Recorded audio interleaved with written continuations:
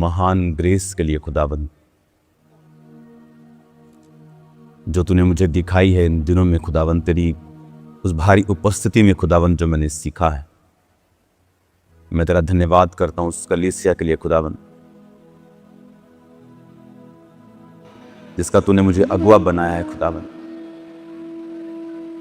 आज वो कलीसिया जब वचन को सुने, उनके हृदयों में खुदाबंद तेरा प्रेम, तेरी महान योजना कैसे कार्य करती, उसकी पूरी रेवलेशन पनपने पाए खुदाबा। पिता तू कितना महान है, तेरी आत्मा के काम कितने महान है खुदाबंद, तेरी योजनाएं कितनी महान है, ये मनुष्य नहीं समझ सकता। मेरी प्रार्थना है मेरे पिता, आज जितने इस वचन को सुन रहे हैं उनकी आत्मिक आंखों को तू ओपन कर दे, खोल दे पिता, कि वो तेरी इस महान योजना को समझ सकें, देख सकें खुदाबंद।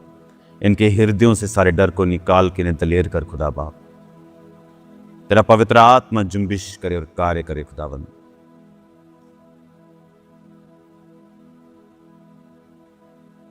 शत्रुओं के नगरों का अधिकारी तू हमें करेगा, तूने ऐसा कहा है। हम आत्मिक रीति से खुदाबंद, जो शैतान हमारा शत्रु है, वो जहां जहां भी कार्य करता है, तू उनका अधिकारी हमें बनाएगा मेरे पिता, तूने वायदा किया है। आज तेरा वचन बहुत ही गहराई से इनके हृदयों में बस जाए और कार्य करे। पवित्र आत्मा, मैं सारी समय को आपके हाथों में सौंपता हूं, क्योंकि बोलने वाले आप हैं। मनुष्य, कीड़े समान मनुष्य कुछ नहीं सोच सकता और बोल सकता। उसकी पढ़ाई और टैलेंट और स्किल व्यर्थ है खुदा बाप, अगर आप ना बोलें। मैं पूरी तरह से अपने आप को आपके हाथों में सौंपता हूँ, सरेंडर करता हूँ। इस कलीसिया के दिल, दिमाग और जिस्म जान को आपके हाथों में सौंपता हूँ। अपना प्रभाव वहाँ रखें। इस समय मैं देख रहा हूँ काम्ब्रा कलीसिया ब्रांचेस गुरदासपुर, एक भारी उपस्थिति आपके बीच में है परमेश्वर। इतनी भारी उपस्थिति की दुष्ट आत्माएं निकल जाएंगी आपको छोड़ के, बीमारियां छोड़ जाएंगी आपको इस वचन को सुनते सुनते ही, और एक गहरी उपस्थिति आपको घेर लेगी। आज जो खामरा चर्च के अंदर मौजूद हैं, जो फिजिकली ब्रांचेस में चर्च में प्रेजेंट हैं, मैं आपको बोल रहा हूं, परमेश्वर एक भारी ब्लेसिंग के साथ आपको मिलेंगे। जो आलस के मारे घर में नहीं बैठे हैं कि पास्टर चर्च में नहीं है तो हमें जाने की जरूरत नहीं, परमेश्वर उनसे नाराज है, क्योंकि वो मनुष्य को देखना चाहते हैं, परमेश्वर को नहीं। जो परमेश्वर को देखना चाहते हैं वो उसके भवन में होंगे और सुनना चाहेंगे कि परमेश्वर का आत्मा अपने दास के मुंह से क्या कहता है, प्रभु क्या कहता है। मेरे पिता, आज तेरा वचन इनके हृदयों में बस जाए, प्रभु यीशु के नाम में, आमीन आमीन। God bless you all church. एक आनंदित मन से, एक आत्मा से भरे हुए मन से मैं आपसे बात कर रहा हूं। अपनी लाइफ में मैंने कभी ऐसा महसूस नहीं किया स्पिरिचुअली जो इन दिनों में मैं महसूस कर रहा हूं। ये मेरी जिंदगी के आज तक के, जब से मैं पैदा हुआ हूं, सबसे ब्लेस्ड दिन चल रहे हैं। आज इमेजिन कीजिए मैं कहां हूं। मैं थिस्सलुनीके में हूं। थिस्सलुनीके की पत्रियां जो बाइबल में हैं, क्योंकि वो एक जगह थी, एक शहर का नाम था जहां पौलुस गया था और प्रचार किया था और कलीसिया स्थापित करके जब वहां से उसको निकलना पड़ा, तो उसके बाद उसने पहला थिस्सलुनीके और दूसरा थिस्सलुनीके, दो पत्रियां हमको लिख कर भेजी थी, और उस कलीसिया के लिए उसने अपने विचार और अपनी डांट और अपने परामर्श और अपनी गाइडेंस उनको भेजी थी। हालांकि थिस्सलुनीके की कलीसिया को डांट की बहुत कम ज़रूरत थी और उनको गाइडेंस की ज़रूरत थी, तो वही उसने अपनी पत्रियों में लिखा था।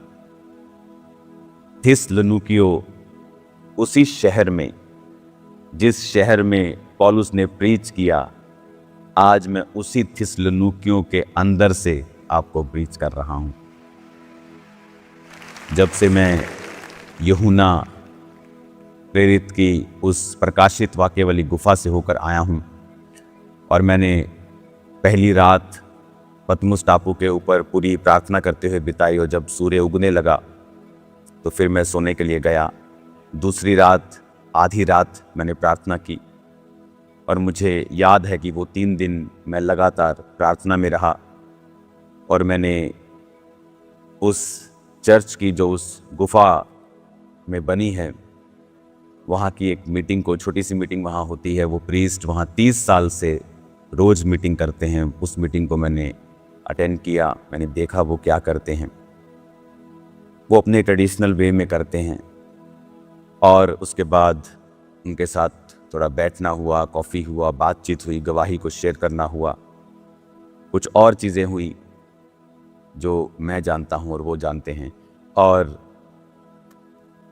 उसके बाद एक चर्च में जहाँ पर संत थोमा का पवित्र शरीर आज भी रखा गया है, क्योंकि वो इंडिया में शहीद हुए थे, लेकिन उनके शरीर का एक हिस्सा, उनके सिर के ऊपर का हिस्सा, वो उसी चर्च में रखा गया है जहाँ संत यूहन्ना की प्रकाशित वाक्य वाली केव है, गुफा है। उसके ऊपर एक चर्च बनाई गई है और उस चर्च में वहाँ पर उनका सिर रखा हुआ है। और फिलिप जो कि 7 पुरुष चुने गए थे प्रेरितों के द्वारा खाना बनाने के लिए, और वो इवेंजलिस्ट बन गया था और परमेश्वर के लिए शहीद हुआ था, उसका भी सिर वहाँ पर रखा हुआ है। ओरिजिनल रियल शरीर का हिस्सा वहाँ पे रखा हुआ है।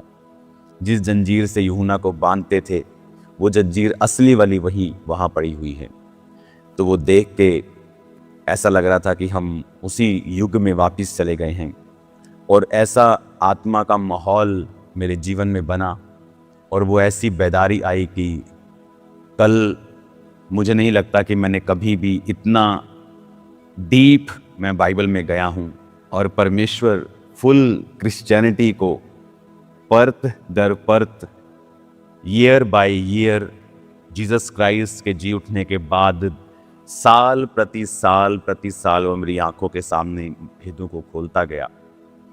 मुझे याद है कि कल जो बीत गया है, जब मैं बाइबल को पढ़ रहा था और सब हिस्ट्री को पढ़ रहा था, आप इमेजिन नहीं करेंगे, पूरा दिन और पूरी रात मुझे कम लग रही थी और परमेश्वर ऐसे भेदों को ओपन कर रहा था और ऐसी चीज़ों को ओपन कर रहा था कि क्रिश्चियनिटी मुझे बहुत पुराना कोई रिलीजन नहीं लग रहा था। ऐसे लग रहा था कि मैं उसी परमेश्वर के ग्रेस का और परमेश्वर की ग्लोरी का हिस्सा हूँ।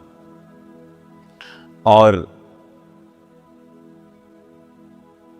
जब कल घंटों मैं बाइबल में पढ़ा रहा, घंटों बाइबल के सामने मैं घुसा रहा, कैसे क्रिश्चियनिटी यूरोप में आई, कैसे परमेश्वर ने कार्य किया, और जब आप आज ये सुनेंगे आपका दिल परमेश्वर की महिमा से भर जाएगा।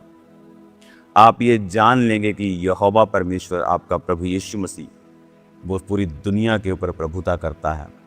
वो वहाँ भी प्रभुता करता है जहाँ पर अन्य लोग राज्य करते हैं।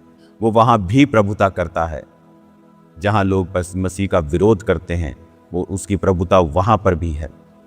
मैं आपको बताना चाहता हूँ थिस्सलुनीके, जब हम पुराने समय में चले जाते हैं, जीसस क्राइस्ट के समय में चले जाते हैं, तो अभी ये जो थिस्सलुनीके शहर है, जिसकी नाम की पत्रियाँ बाइबल में मौजूद हैं जो पौलुस ने लिखी थी, वो थिस्सलुनीके उस समय रोमी साम्राज्य का हिस्सा हुआ करता था। तो ये आज थिस्सलुनीके ग्रीस में है, लेकिन उस समय इसको ग्रीस नहीं कहा जाता था। उस समय ये ग्रीस, इटली, रोम, तुर्की से लेके ये सारे जितने राज्य आप उनके आसपास देखते हैं, वो सारे रोम साम्राज्य का हिस्सा थे। और उसमें प्रोविंस होती थी, जैसे आप ऐसा बोल सकते हैं, उसमें स्टेट्स होती थी। तो उस रोमी साम्राज्य में बहुत सारी स्टेट्स थी और उनमें से एक स्टेट थी मकदूनिया। तो मकदूनिया जो स्टेट थी उसकी राजधानी थी थिस्सलुनीके, क्योंकि ये थिस्सलुनीके समुद्र के ऊपर बसता है। और ये थिस्सलुनीके जो शहर था ये बहुत ही वेल्दी, अमीर शहर था और ये उस मकदूनिया प्रांत की राजधानी थी। अब मैं आपको ले चलता हूं उस महान योजना की तरफ जो परमेश्वर ने यूरोप में किया। आज जब आप उस बात को सुनेंगे आपके रोंग खड़े हो जाएंगे। कैसे परमेश्वर ने इस पूरे यूरोप में कार्य किया। कैसे आज अगर मैं 15 ग्रीक लोगों से मैंने बात की है तो वो 15 के 15 क्रिश्चियन हैं। सब स्ट्रॉन्ग क्रिश्चियन नहीं हैं, लेकिन वो क्रिश्चियन हैं। ऑर्थोडॉक्स क्रिश्चियन हैं और पूरी ऑर्थोडॉक्स की हिस्ट्री, कैथोलिक्स की हिस्ट्री क्या है जो यहीं से स्टार्ट हुआ, आज हम उसे पढ़ते हैं। परमेश्वर जिसने पौलुस को अपनी महिमा के लिए बुलाया और पौलुस अपनी पहली मिशनरी यात्रा जो उसने साइप्रस में की और उसके आसपास इलाकों में की, उसके बाद ये यूरोप में मैं आपको वो जगह भी दिखाऊंगा वीडियो में जहां पौलुस पहली बार जब यूरोप में आया तो वो किस पोर्ट पे, किस जगह पे उतरा और उसके बाद वो कहाँ गया और उसके बाद उसके जीवन में क्या हुआ। आज बाइबल मेरे लिए, आपके लिए ऐसा हो जाएगा कि it's like a living thing, कि हम उसी शहर में, उन्हीं जगहों पे हैं जहां ये बाइबल की घटनाएं हुई थी, कि हम उसी शहर में, उन्हीं जगहों पे हैं जहां ये बाइबल की घटनाएं हुई थी। वचन में लिखा है, प्रेरितों के काम 16 उसकी 6 बाब में, वे फ्रूगिया और गलातिया प्रदेशों में से होकर गए क्योंकि पवित्र आत्मा ने उन्हें एशिया में वचन सुनाने से मना किया। उन्होंने मूसिया के निकट पहुंचकर बितुनिया में जाना चाहा, परंतु यीशु की आत्मा ने उन्हें जाने ना दिया।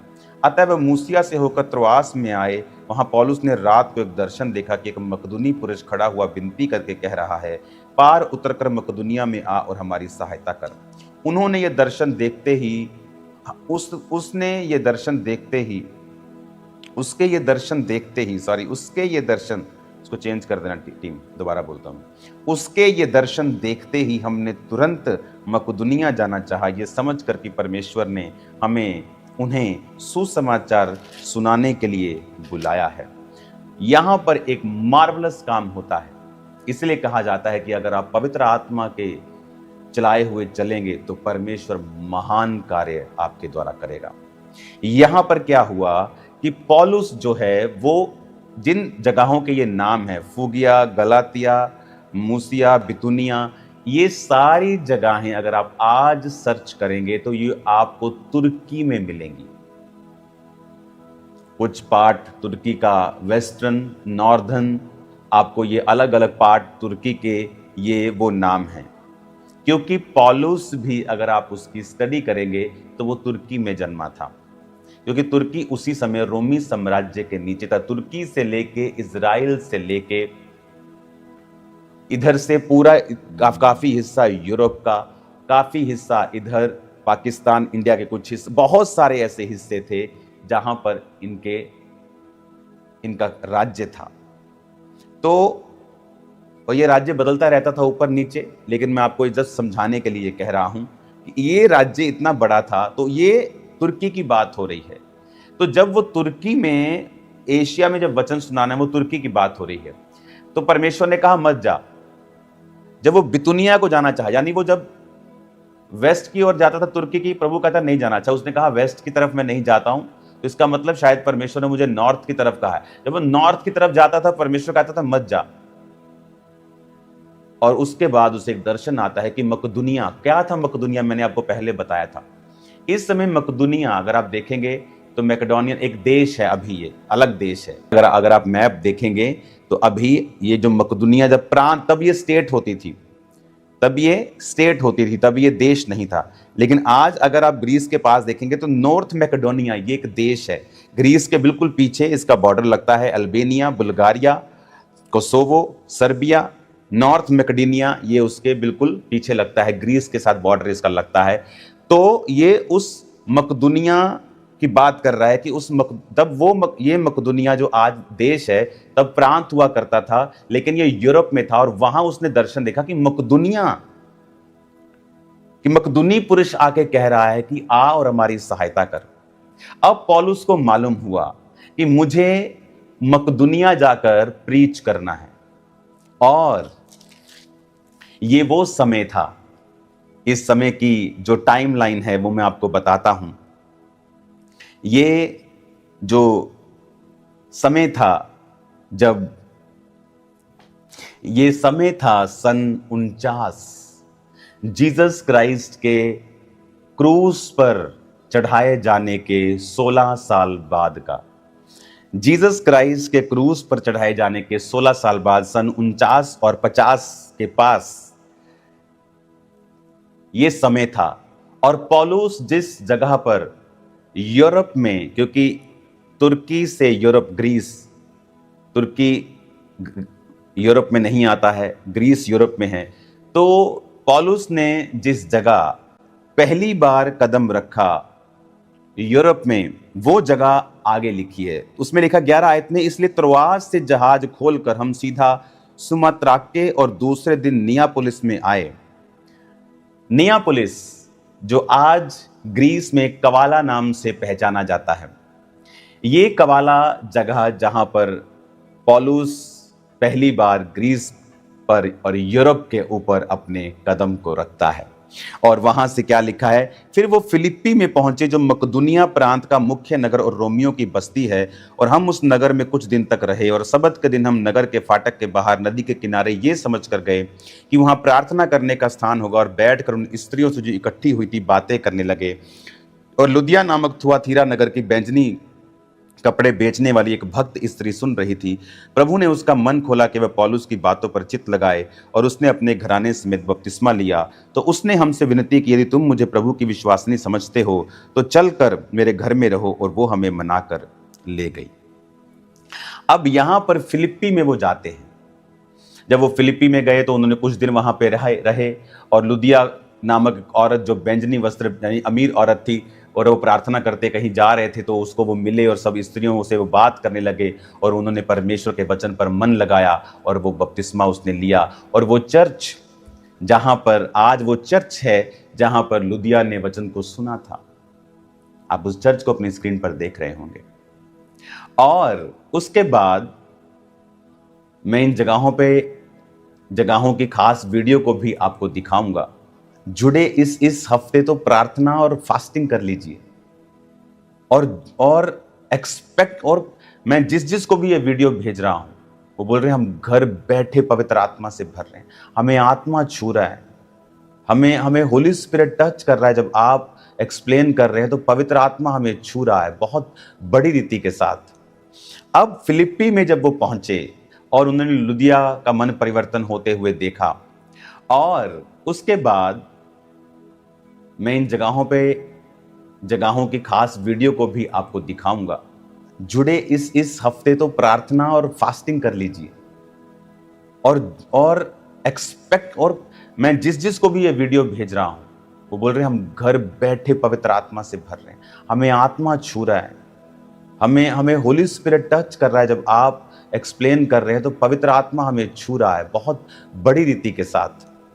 अब फिलिप्पी में जब वो पहुंचे और उन्होंने लुदिया का मन परिवर्तन होते हुए देखा, उसके बाद 16 आयत से लेके 40 आयत तक, इसको हम अभी नहीं पढ़ेंगे, ओके, इसको हम फिर पढ़ेंगे दोबारा। अब मैं चाहता हूं आप 17 बाब की पहली आयत पे आ जाएं। लिखा, फिर वो अमीपुलिस और अपुलनिया से होकर थिस्सलुनीकियों में आए, जहां यहूदियों का एक आराधनालय था। पौलुस अपनी रीति के अनुसार उनके पास गया, और 3 सब्त के दिन वो पवित्र शास्त्रों से उनके साथ वाद विवाद करता रहा। उनका अर्थ खोल कर समझाता था कि मसीह को दुख उठाना, मरे हुओं में से जी उठना अवश्य था। वही यीशु जिसकी मैं तुम्हें कथा सुनाता हूँ मसीह है। उनमें से कितनों ने और भक्त यूनानियों ने, बहुतों ने, बहुत सी कुलीन स्त्रियों ने मान लिया और पौलुस और सिलास के साथ मिल गए। परंतु यहूदियों ने डाह से भर के बाजारू लोगों में से कुछ दुष्ट मनुष्यों को अपने साथ लिया। भीड़ इकट्ठी करके नगर में हुल्लड़ मचाने लगे। यासोन के घर पर चढ़ाई करके उन्हें लोगों के सामने लाना चाहा। उन्हें वहां ना पाकर चिल्लाते हुए यासोन और कुछ भाइयों को नगर के हाकिमों के सामने खींच लाए कि ये लोग जिन्होंने जगत को उल्टा पुल्टा कर दिया है, यहाँ भी आ गए हैं। यासोन ने उन्हें अपने यहाँ यहाँ उतारा है, ये सब के सब ये कहते हैं कि यीशु राजा और कैसर की आज्ञाओं का विरोध करते हैं। उन्होंने लोगों को और नगर के हाकिमों को ये सुनाकर घबरा दिया, इसलिए उन्होंने यासोन और बाकी लोगों से मुचलका लेकर उन्हें छोड़ दिया। अब पौलुस एंट्री करता है नियोपोलिस,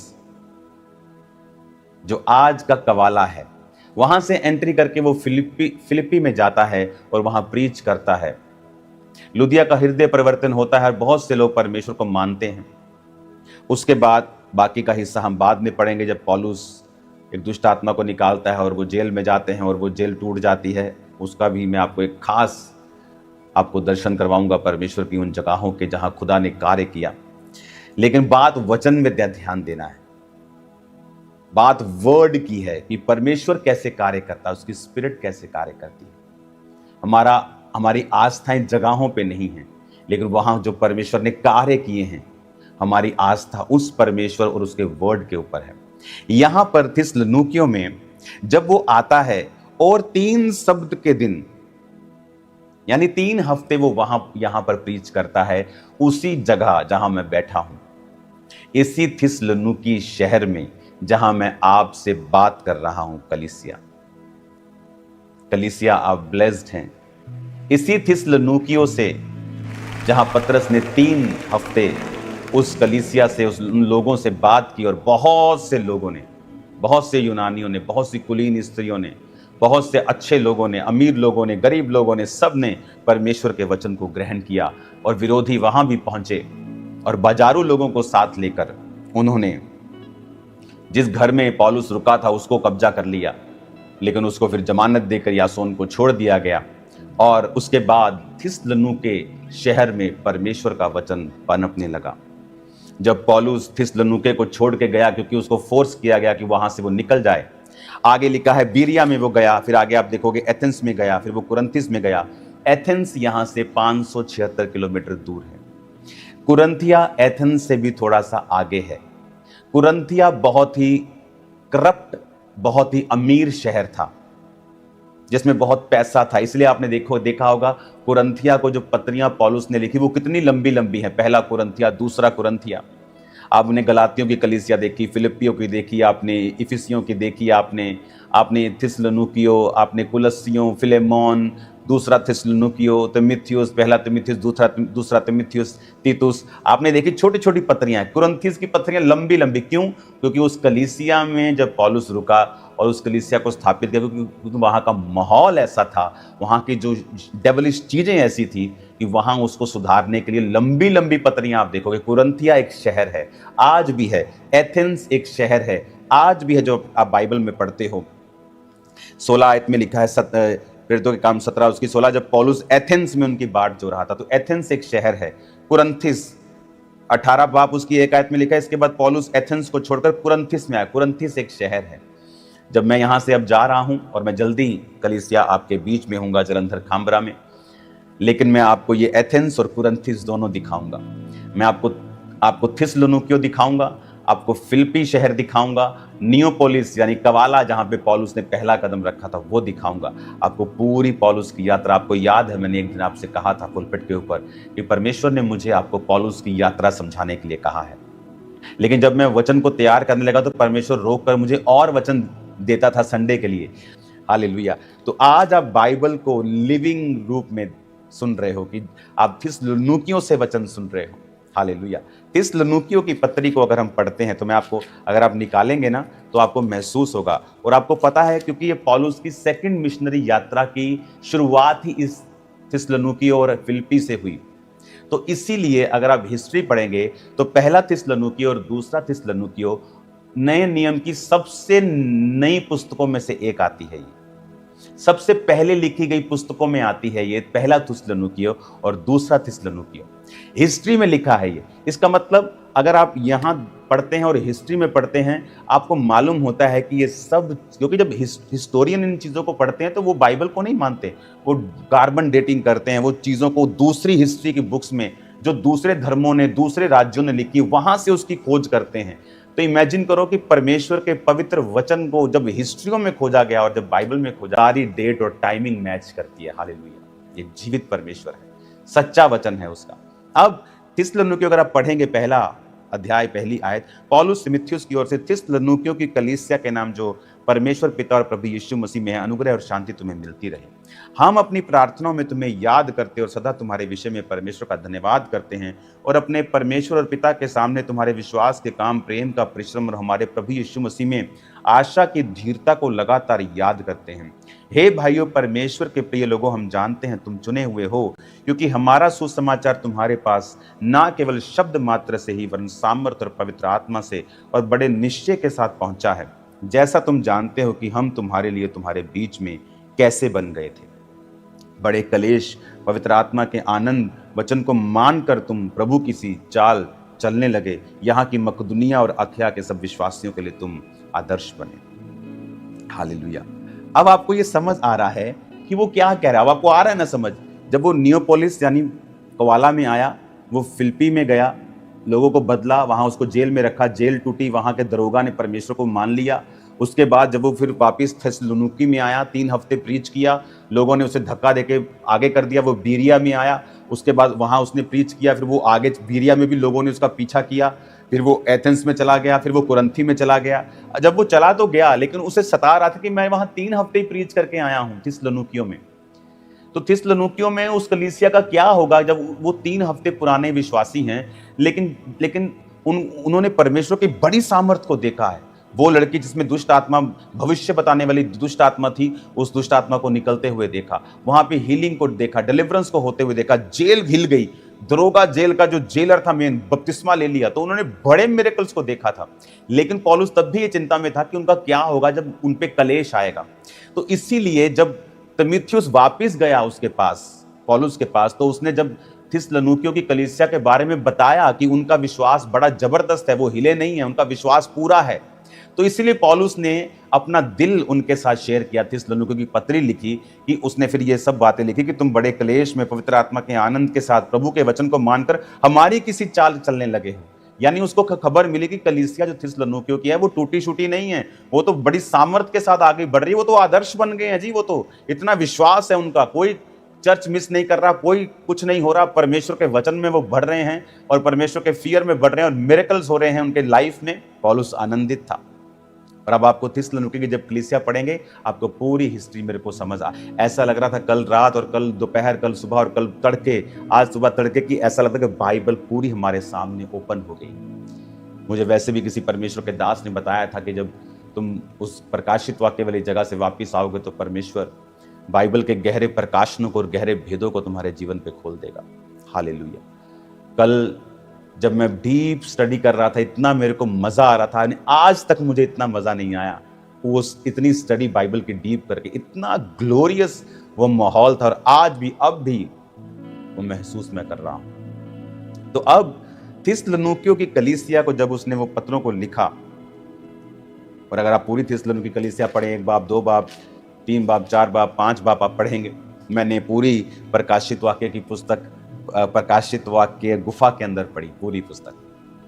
थिस्सलुनीकियों की पुस्तक मैंने यहाँ पे थिस्सलुनीकियों में आके पढ़ी, फिर पढ़ी, बहुत बार मैंने पढ़ी, लेकिन मैंने फिर मेरे बच्चों ने तो पहले पूरा प्रकाशित वाक्य वहां पे जाके उन्होंने पतमुस नामक टापू पे पढ़ा। तो ये बहुत ही ग्लोरियस दिन चल रहे हैं, इतने शानदार दिन चल रहे हैं कि हम सोच रहे हैं कि परमेश्वर क्यों इतना हम बाद में आए। तो ये इतना मेरा यहां रहना आप नहीं समझेंगे, वहां रहने से ज्यादा आज अनॉइंटेड है, यहां ज्यादा अनॉइंटेड है वहां से आज के दिन और ये हफ्ते के दिन। क्योंकि जो आप सुन रहे हैं इस थिस्सलुनीकियों के बाद फिर क्या हुआ मैं आपको बताता हूं।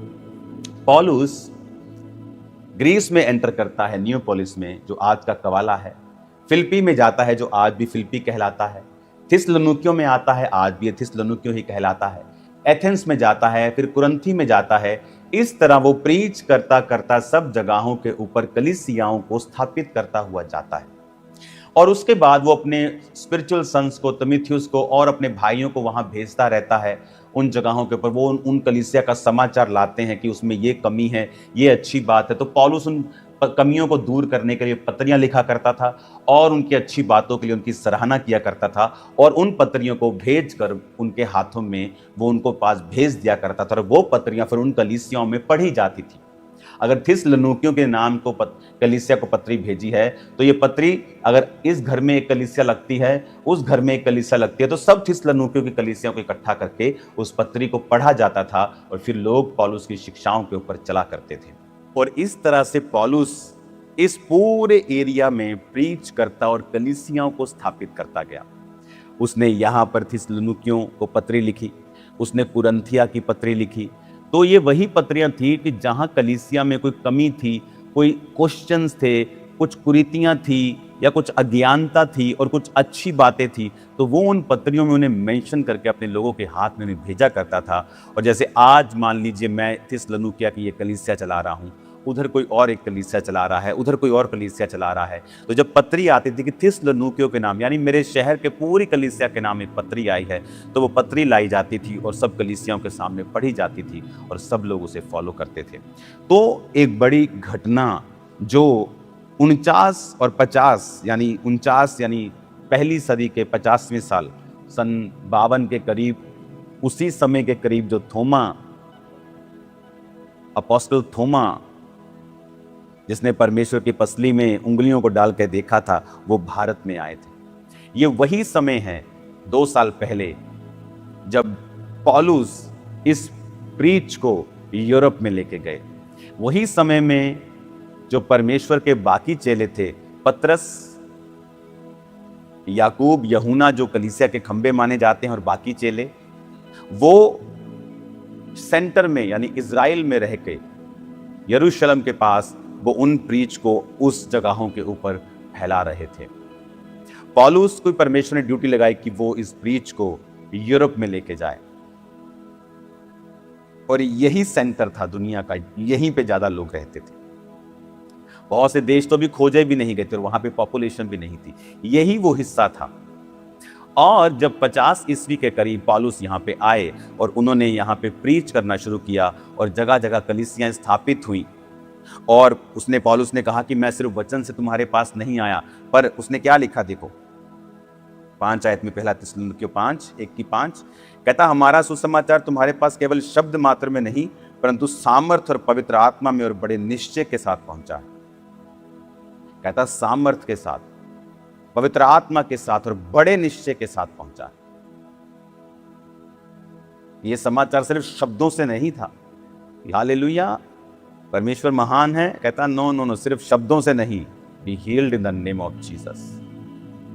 वो सामर्थ से भी था, मुर्दे जिंदा कर रहा था, लंगड़े चला रहा था, वो हील कर रहा था लोगों को, सिर्फ गप्पे नहीं मार रहा था, सिर्फ शब्दों से लोगों के कानों को सेटिस्फाइड नहीं कर रहा था। क्योंकि लोग सोचते हैं कि हम कलाम की सेवा करते हैं तो हम सुपीरियर हैं उनसे जो हीलिंग करते हैं। नो, हीलिंग और कलाम दोनों साथ चलने चाहिए। अधूरा सुसमाचार है सिर्फ यीशु के बारे में बात करना और जो वो करता है उसे करके ना दिखाना। हालेलुया। तो पौलुस कहता मेरा सुसमाचार अधूरा नहीं था, सिर्फ शब्द मात्र से नहीं था परंतु पवित्र आत्मा की सामर्थ्य से था। पवित्र आत्मा के उस प्रकटीकरण के साथ, उसके कामों के साथ तुमने वो सुसमाचार को सुना है। और उसने कहा जैसा तुम जानते हो कि हम तुम्हारे बीच में कैसे बन रहे थे। अगर आप देखेंगे तो इसी कुरिन्थिया में जब आप देखेंगे, मैं आपको फिर से प्रेरितों के काम में लेके चलता हूँ। आज मुझे ऐसा लग रहा है कि बाइबल जो है ये बिल्कुल मेरे लिए ऐसे खुदा ने खोल दिया है इसको, मैं उसके लिए आनंदित हूँ। कुरिन्थिस 18, प्रेरितों के काम 18 कुरिन्थिस में उसकी हेडिंग है। अगर आप इसमें देखेंगे तो लिखा पौलुस एथेंस को छोड़कर कुरिन्थिस में आया और वहां उसने अक्विला नाम का एक यहूदी पाया। इसका जन्म पुंतुस में हुआ था। ये अपनी पत्नी प्रिस्किल्ला के साथ इटली से हाल में आया था क्योंकि क्लौदियस ने सब यहूदियों को रोम से निकल जाने की आज्ञा दी थी, इसलिए वो उनके यहाँ आया और उसका और उनका एक ही उद्यम था और इसलिए वो उनके साथ रहा और वो काम करने लगे और उनका उद्यम तंबू बनाने का था। तो जब पौलुस इस ग्रीस एरिया में रहा, उसने अपना ये जिक्र इस ग्रीस एरिया में रहते हुए जो उसने अपना काम तंबू बनाने का किया और कलीसिया पर अपना भार नहीं डाला, कलीसिया से उसने पैसे नहीं लिए और उसने अपना काम किया और उसने अपने पर्सनल पैसों से ही अपने जीवन को उसने चलाया। इस बात का सबूत है पहला थिस्सलुनीकियों 2 उसकी 9 इस बात का सबूत है, क्योंकि हे भाइयों, तुम हमारे परिश्रम और कष्ट को स्मरण रखते हो। हमने इसीलिए रात दिन काम धंधा करते हुए तुम में परमेश्वर का समाचार प्रचार किया कि तुम में से किसी पे भार ना हो। तो वो तंबू बनाने लगा कुरिन्थिस में, और कुरिन्थिस में वो काफी देर तक रहा। और यहां पर परमेश्वर का जो दास था वो इतना प्रभावी उसने प्रचार किया और वो सामर्थ के साथ इतना प्रचार किया कि यहां पर बहुत सी कलीसियाएं स्थापित हो गई। फिर क्या हुआ, एक बड़ी घटना उसके बाद हुई, और वो घटना होती है 303 ईस्वी में। 303 ईस्वी में, जो क्योंकि ये जो रोमी साम्राज्य था ये बहुत बड़ा था, तो इसको उन्होंने प्रोविंसेस में बांटकर इसके एम्परर, गवर्नर बोल सकते हो, इसके हेड बोल सकते हो, वो ठहराए जाते थे जो सारा ये कामकाज देखते थे। अब देखो क्रिश्चियनिटी कैसे फैलती है। जब परमेश्वर ने 50 सन में पौलुस को यहां भेजा और उसने प्रीच करके फिर वो आगे चला गया, वो रोम में गया, वो अलग अलग जगहों पे गया, उसके बाद वो इज़राइल में गया, उसके बाद वो जेल में डाला गया और वहीं उसका सिर कलम किया गया। लेकिन जो कलीसियां स्थापित हुई थी वो बढ़ने लगी इस यूरोप में, और वो बहुत ही अधिक रीति के साथ बढ़ने लगी। क्रिश्चियनिटी इतनी रैपिडली ग्रोन हुई कि जो रोमन गवर्नर थे उन्होंने इसको एक थ्रेट के रूप में लिया, जबकि वो ये नहीं जानते थे कि क्रिश्चियनिटी उनके लिए थ्रेट नहीं है, ये पॉलिटिकल थ्रेट नहीं है, ये तो क्राइस्ट का स्पिरिचुअल किंगडम है, लोगों को पापों से तौबा करवाकर परमेश्वर से मेल मिलाप करना। और उन्होंने एक बहुत बड़ी गलती की। वो गलती ये थी कि उन्होंने 303 ईस्वी में, जब गैलियोरियस नाम का एक शानदार योद्धा उनकी सेना में था, वो बड़ा मशहूर था दलेरी के लिए, पर वो यहोवा को मानने वाला नहीं था, जीसस को मानने वाला नहीं था। वो एक अन्य जाति योद्धा था और उसने बड़े बड़े कार्यों को रोमी गवर्नमेंट में किया, और वो बहुत ही निर्भीक साहसी आदमी था, और उसके पद को ऊंचा करके उसको इस थिस्सलुनीकी एरिया में, इस रीजन का उसे एम्परर बना दिया, उसे एक हेड बना दिया गया। जब उसने ये देखा कि क्रिश्चियनिटी, जो कि उसका बीज एक संत के द्वारा, पौलुस के द्वारा लगाया गया था, और वो पौलुस का लगाया गया बीज जब क्रिश्चियन बढ़ने लगे, तो जिस पीढ़ी ने परमेश्वर को ग्रहण किया था, उनके बच्चे, उनके पोते और उनके ग्रैंड सन्स, जब पीढ़ी बढ़ी, तो ये जब ग्रैंड सन्स तक बात आ गई, ये तीसरी चौथी पीढ़ी तक ये जब बात आई, तो भी 50 ईस्वी में पौलुस आया, और ये 303 सन की मैं बात कर रहा हूं, यानी उसके 250 साल बाद, तो जब उनके ग्रैंड सन्स और ग्रेट ग्रैंड सन्स और डॉटर्स यहां पे बढ़ने लगे, तो वो उसे एक थ्रेट समझने लगे। वो कहने लगे कि ये जीसस को किंग बोलते हैं, जबकि हमारा किंग तो रोमी राजा है, ये जीसस को किंग बोलते हैं, ये हमारे किंगडम के लिए और हमारी नेशनल सिक्योरिटी के लिए एक थ्रेट है। और वहां से शुरू हुआ परसिक्यूशन, एक ग्रेट परसिक्यूशन जो अब तक कलीसिया के इतिहास में कभी देखा नहीं गया था। यहां तक कि यरूशलेम में भी वैसा परसिक्यूशन नहीं था। उस परसिक्यूशन में क्या हुआ, अब जब कलीसिया बढ़ने लगी और बहुत बढ़ने लगी, तो 306 में एक ग्रेट परसिक्यूशन स्टार्ट हुई, और थिस्सलुनीकी, जहां से आप वर्ड सुन रहे हैं, ये उसका कैपिटल था। हेड क्वार्टर था।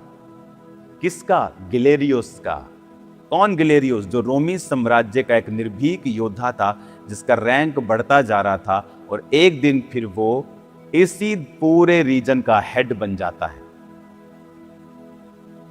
बहुत टफ आदमी, सख्त आदमी, अपने देश के साथ बड़ा वफादार, और अनपढ़ था वो, ज्यादा पढ़ा लिखा नहीं था, और समझ में उसकी कमी थी कि उसने ये समझा नहीं कि क्रिश्चियन अगर बढ़ रहे हैं तो ये नेशनल सिक्योरिटी के लिए खतरा नहीं है। लेकिन उसने वही किया जो उसके दिल को अच्छा लगा, क्योंकि ये गिलेरियस जो था, ये 299 साल में इस थिस्सलुनीकि एरिया का, ये आप बोल सकते हो कि जैसे उप प्रधानमंत्री होता है या उप मुख्यमंत्री होता है, ये एक उप यानी वाइस प्रेसिडेंट लगा सकते हो आप इस एरिया का। 306 ईस्वी में जब इस एरिया के आप लगा लो गवर्नर, प्रेसिडेंट, एम्परर ने जब रिटायर हुए, तो इसको फिर पूरा ये एरिया दे दिया गया। और 299 से ही ये क्रिश्चियंस के लिए नफरत रखता था और उनको ये टाइट करता जा रहा था। लेकिन एक समय आया जब पूरी इस एरिया की पावर, और ये थिस्सलुनीकि जो शहर था, ये इसका गढ़ था जहां से आज मैं आपसे बात कर रहा हूं। तो जब गिलेरियोस को ये एरिया मिल गया, पूरी तरह से वो इसका होली सोली बन गया, उसने एक आज्ञा निकाली, क्रिश्चियंस को तबाह करने की आज्ञा। हिस्ट्री बताती है कि 300 से लेके 311 तक ये वो क्रिश्चियन इतिहास का समय था जब हजारों लोगों के सिर काटे गए, जब ये सबसे भारी परसिक्यूशन इस समय में हुई। लोगों को पब्लिकली मारा गया, पीटा गया, काटा गया, जलाया गया। अब मैं आपको बताता हूं कि उन्होंने कैसे कार्य किया।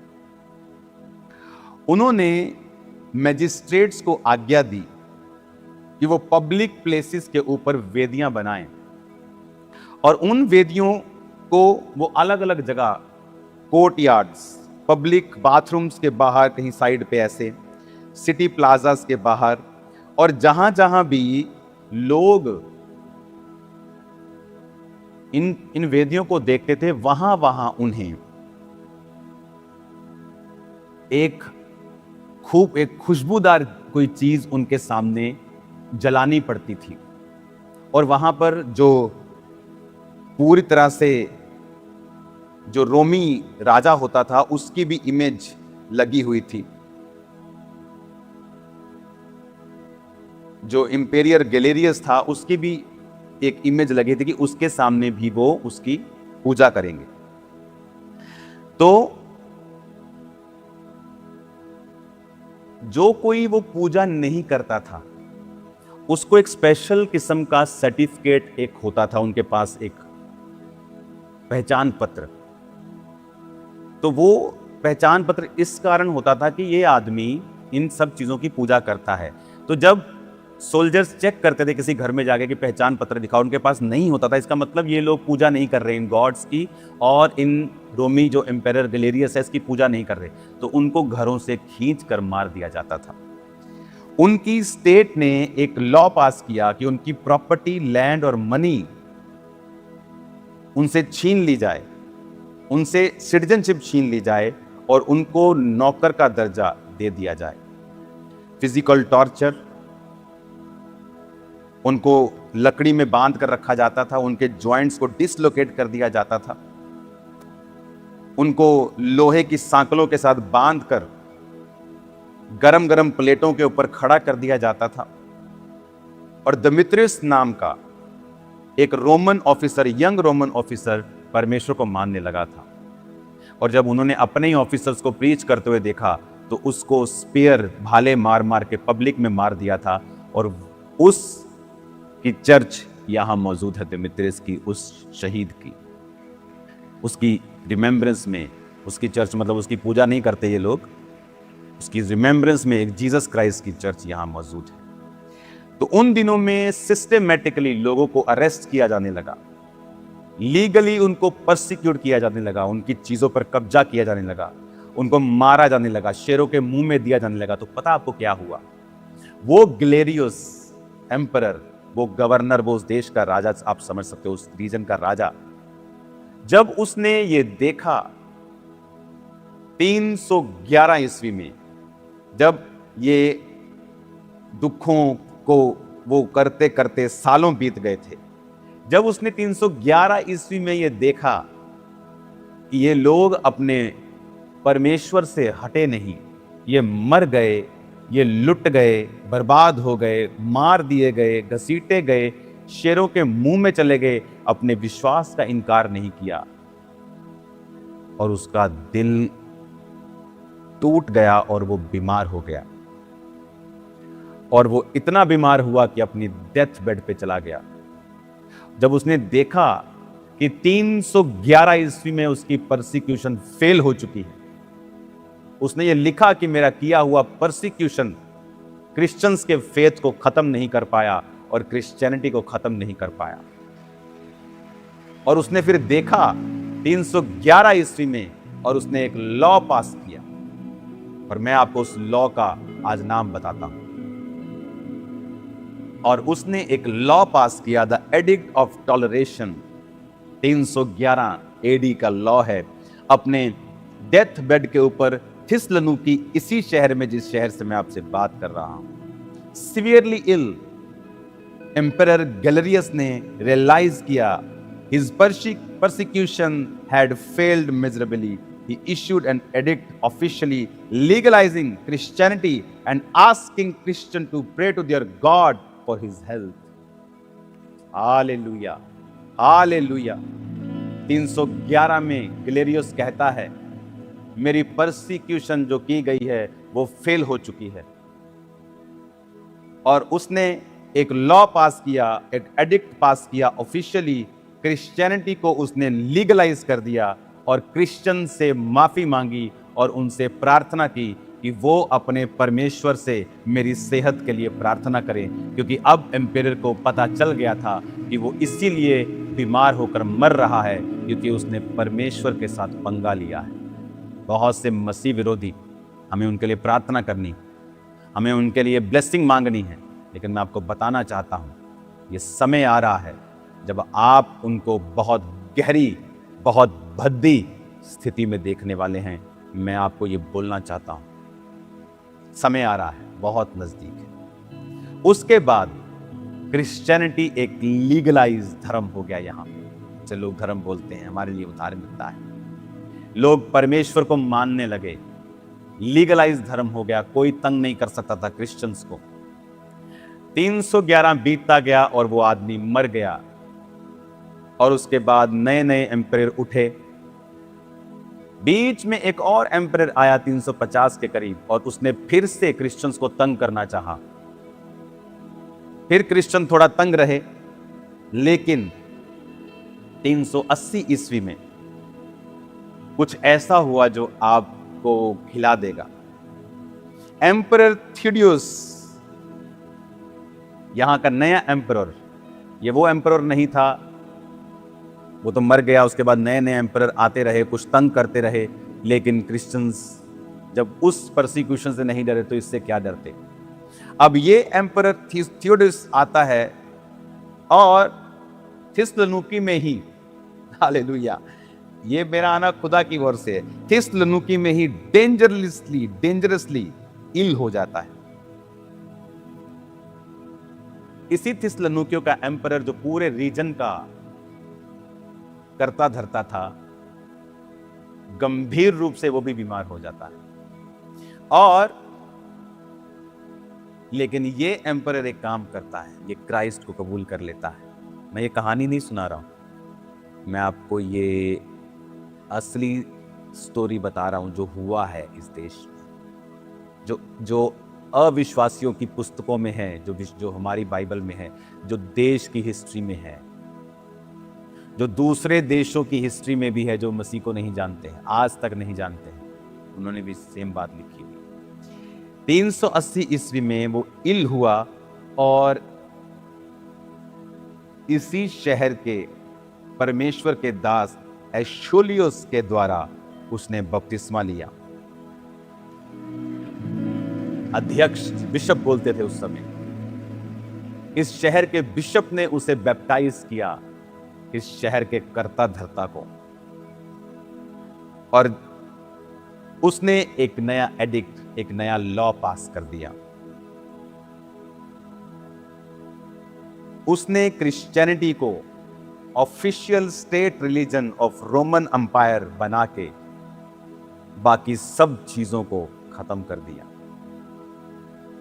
और इस पूरे रोम साम्राज्य में जहां आप चर्च देखते हो, हमारी Vatican City, Catholic Church, Greek Orthodox, Orthodox, Church of England, Methodist, Baptist, Lutheran, ये सारी चर्चेस कहां से निकली आज मैं आपको बताता हूं। वो जब चंगा होता है, सिवियरली इल होने के बाद, उसे पता था कि एम्पिरियर कैसे मर रहे हैं पुराने, लेकिन ये क्राइस्ट के वचनों को कबूल करता है, क्योंकि अब सिटी में आप प्रीच कर सकते थे, रिकवर करता है, हील हो जाता है, और एक नया लॉ पास होता है कि क्रिश्चियनिटी अब इस रोमी अंपायर का धर्म होगा, और सब बिल्डिंग्स को जहां वो दुष्ट आत्माओं के लिए बलिदान किया करते थे, वो चर्चिस में बदल जाती है। Hallelujah, hallelujah. तब जो इस शहर में चर्चिस थी, पूरे इस एरिया में चर्चिस थी, उनको कैथोलिक्स बोला जाता था। कैथोलिक वर्ड ग्रीक भाषा से निकला है, जिसका मतलब है यूनिवर्सल, जिसका मतलब है यूनिवर्सल। तो ये लोग अपने आप को यूनिवर्सल बोलते थे कि हम सब परमेश्वर की आज्ञाओं के और पौलुस की शिक्षाओं के और जो प्रेरित हैं उनकी शिक्षाओं के अधीन हैं।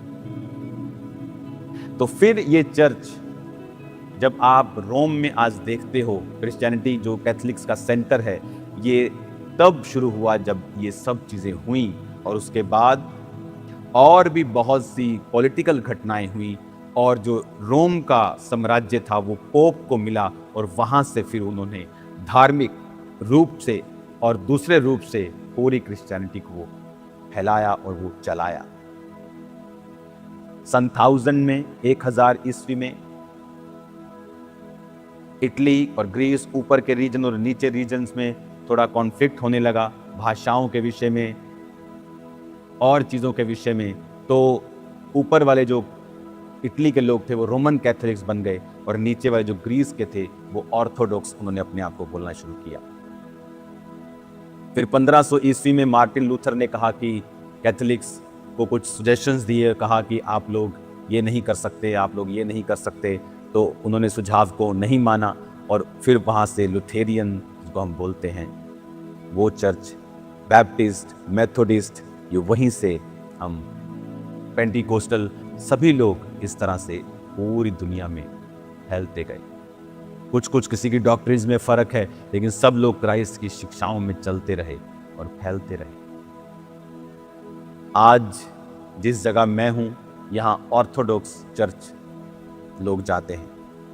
मोस्टली ऑर्थोडॉक्स चर्च मतलब वही चर्च जो पहली ईस्वी में शुरू हुई थी, अपने आप को उसी चर्च और उसी लिनेज में मानते हैं। और उसके बाद जो पेंटिकोस्टल चर्च, यानी पवित्र आत्मा के द्वारा खड़े किए हुए लोग, जिनको परमेश्वर ने पौलुस की तरह चुना, जो सचमुच प्रीचिंग पे और क्राइस्ट के वचनों को प्रीच करने में बिलीव करते हैं, जो ट्रेडिशनल चीजों में बिलीव नहीं करते, फिर वो खड़े हुए।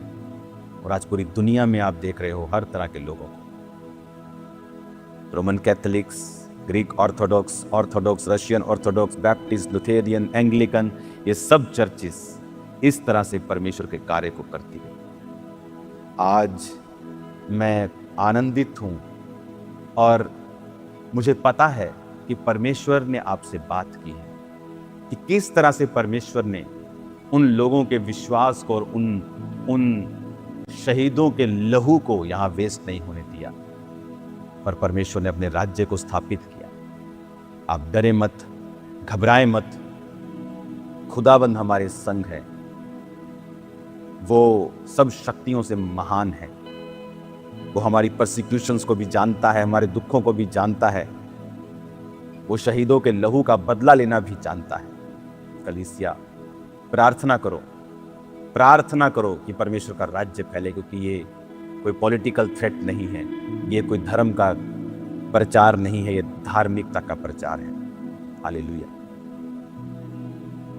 इस तरह से जो क्रिश्चियनिटी पौलुस ने यहाँ पर 50 सदी में शुरू की और होते होते होते आज पूरा यूरोप परमेश्वर के वचन को जानता है। बाकी उन पे इंडिविजुअल है, अगर वो स्वर्ग नहीं जाना चाहते तो, लेकिन ऐसा नहीं है कि परमेश्वर के वचन को वो नहीं जानते। हाँ, धीरे धीरे यूरोप में वो गर्म क्रिश्चियनिटी ठंडी हुई है। वो उन लोगों ने पॉलिटिकली उसको चेंज करके उसको ठंडा कर दिया है, बहुत से लोगों ने यहाँ, वो अलग बात है, लेकिन क्रिश्चियनिटी है। ऐसी यहाँ पे जगहें हैं जहाँ 8-8 घंटे प्रीस्ट लोग प्रार्थना करते हैं। ऐसे पहाड़ हैं यहाँ जहाँ उस पहाड़ पे जाने के लिए स्पेशल परमिशन लगती है। बहुत से प्लेसेस, और बाइबल को मैंने यहाँ जिंदा होते हुए देखा है। कलीसिया, आनंदित मन से मैं आपको बता रहा हूँ कि मैं कुछ ही देर में आपके पास जलंधर में आ जाऊँगा, लेकिन मैं यहाँ पर भी आपको मिस कर रहा हूँ और आनंदित हूँ कि प्रभु मुझे यहाँ लेके आया, क्योंकि मैंने बाइबल को स्पर्श किया है, आँखों से देखा है, महसूस किया है, हाथों से टच किया है, जो आप पढ़ रहे हैं। हालेलुया। प्रार्थना करते रहें, फेक लोगों से सावधान रहें। ये नहीं कि अब ग्रीस में मैं आया हूँ तो लोगों को ठगने के लिए ग्रीस के पोस्टर डाल दे कि ग्रीस लेके चलेंगे आपको और आपसे पैसे ठगें। कृपया सावधान रहें। मैं हमेशा लोगों को बोलता हूँ कि आपको कोई भी बोले मैं फलानी कंट्री का वीज़ा दे दूंगा, उसका वीज़ा दे दूंगा, कभी विश्वास ना करें। वीज़ा लग जाए तभी विश्वास करें। अपने पैसों को वेस्ट मत करें। परमेश्वर का भवन बिजनेस का घर नहीं है। हालेलुया। हमेशा सावधान रहें, ठगियों से बचें, खुद भी बचना होता है आप। मैं कभी इन चक्रों में क्यों नहीं पड़ा, इसी रीज़न से कि हमें अपने आप को साफ सुथरा क्लीन इमेज में रखना है। शैतान जितनी मर्जी कोशिश कर ले, वो उसकी अलग चीज़ है, लेकिन अगर आपका दिल आप जानता है कि आप निर्मल लाइफ को, आपने स्वच्छ लाइफ को जिया है, ये आपके लिए ब्लेसिंग है। हालेलुया। आज इस जगह से मैं आपको ब्लेस्ड घोषित करता हूँ और मैं विश्वास करता हूँ कि आपने जो वचन जो सुना है, आपको मालूम हो गया होगा कि परमेश्वर किस तरह से कार्य करता है। परसिक्यूशन में जब आपको लगता है कि प्रभु तू कहाँ है, वो कह रहा है बेटा मैं बड़ी तैयारी कर रहा हूँ, मैं बहुत बड़ी बेदारी की तैयारी कर रहा हूँ, बहुत बड़े काम की तैयारी कर रहा हूँ। और वही काम आज मैं परमेश्वर के नाम में भारत में होता हुआ देख रहा हूँ कि परमेश्वर का वचन फैल रहा है। परसिक्यूशन भी फैल रही है, लेकिन परमेश्वर का वचन भी फैल रहा है। और मेरा विश्वास है कि यीशु मसीह का वचन किसी के लिए थ्रेट नहीं है, बल्कि ब्लेसिंग है उस देश के लिए। अगर आज आप इन देशों में आएँ तो आके देखें किस तरह से यहाँ सफाई से लेके खाने से लेके, आज इंडिया में हज़ारों फूड प्रोडक्ट्स जो हैं वो फेक हैं। हज़ारों चीज़ें फेक हैं। आपके घर में आने वाली बहुत चीज़ें दवाइयों से लदी हुई हैं। लेकिन क्या किया जाए? प्रार्थना की जाए। अगर आप पूरी दुनिया में घूमकर देखेंगे तो सब सरकारें नहीं कर रही, लोग अवेयर हैं। कोई रूल तोड़ता है सड़क पे तो सरकार आके नहीं कहती, लोग ही यहाँ के लोकल बोल देते हैं भाई साहब यहाँ गाड़ी मत लगाओ। लोग अवेयर हैं यहाँ। तो प्रार्थना करनी है कि हमारे लोग अवेयर हो, एजुकेशन में अवेयरनेस आए कि परमेश्वर का आत्मा हमारे भारत को एक नई ऊंचाई पर, एक नई ब्लेसिंग लेके जाए। भारत में बहुत काबिलियत है। हमारे देश में, राजस्थान में वो रेत भी है और हिमालय की पहाड़ियाँ भी हैं। ऐसी पहाड़ियाँ मैंने वर्ल्ड में कहीं नहीं देखी जो मैंने हिमाचल में और हिमालय पर्वत के उस रीजन में देखी है। हमारे देश में वर्षा वन भी हैं जो चिरापुंजी में 24 घंटे बारिश पड़ती, पूरी दुनिया में ऐसा स्थान नहीं। हमारे देश में कोस्टल एरिया, केरला और गोवा जैसे एरिया भी हैं जो बहुत ही शानदार है। दुनिया के बहुत कम इलाके ऐसे हैं। हमारे देश में फर्टाइल लैंड है, पंजाब हरियाणा के जैसे, जो पूरी दुनिया में आपको कहीं नहीं मिलती। इतनी फर्टाइल है, कुछ भी डाल दो वो उग जाएगा। नदियाँ भी हैं, समुद्र भी साथ में लगता है। हर चीज़ हमारे भारत में है। प्रार्थना करनी होगी हमें कि परमेश्वर हमें आशीषित करे, हमारे लोग सच्चाई को समझें, हमारी सरकारें सच्चाई को समझें कि क्रिश्चियन लोग उनकी बेहतरी के लिए उनके लिए प्रार्थना करते हैं, उनके दुखों के लिए नहीं है। God bless you all. यदि ये संदेश आपके लिए आशीष का कारण बना हो तो वीडियो को लाइक और शेयर करें। चैनल को सब्सक्राइब करना ना भूलें। परमेश्वर आपको और आपके परिवार को आशीष दे। जय मसीह की।